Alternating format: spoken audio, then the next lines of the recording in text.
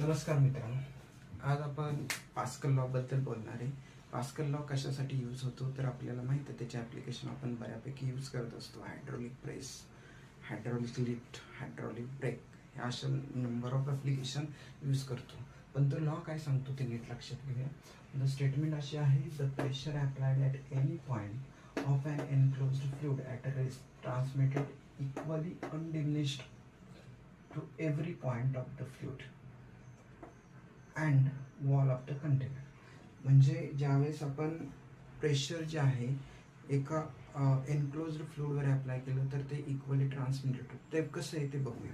Okay, समजा माझ्याकडे दिस is the vessel आणि हे जे वेसल आहे ते लिक्विडने भरलेलं आहे आणि त्याला 4 ohms आहेत. समजा मी प्रेशर ह्या पॉईंटवर अप्लाय केला तर इक्वली ते जे प्रेशर आहे ते ह्या सगळ्या आर्मवर्स आपल्याला भेटते का बघूया. इक्वल प्रेशर भेटते का बघूया. जर समजा माझ्याकडे आता पॉईंट ए वर जर force per unit area point A वर प्रेशर मी किती अप्लाय फोर्स एफ अप्लाय केला तर प्रेशर मिळणार आहे फोर्स पर युनिट एरिया एवढं प्रेशर. त्यामुळं ह्या तिन्ही पॉईंटवर तेवढंच प्रेशर मिळते का बघूया. तर बघा, ज्यावेळेस मी प्रेशर इथं एवढं F force per unit area एवढे प्रेशर अप्लाय केलं तेवढंच प्रेशर पॉईंट बी वर बघा. प्रेशर ऑन पॉईंट बी किती मिळेल, फोर्स पर युनिट एरिया म्हणजे फोर्स किती आहे 2F आणि एरिया किती आहे 2E. 2 get cancel, force per unit same as ए.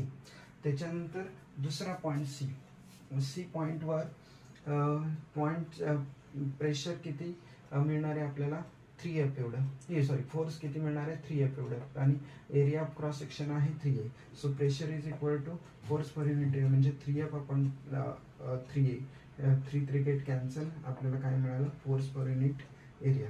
अशा पद्धतीनं this pressure is same as a point A. Third, त्याचा एरिया ऑफ क्रॉस सेक्शन आहे A/2 आणि आपल्याला तिथं प्रेशर किती मिळणार आहे, फोर्स किती मिळणार आहे F/2. तर परत आपल्याला pressure is equal to force per unit area F/2 divide by A/2. 2 get cancel, F/A. It is also same pressure on is a point A.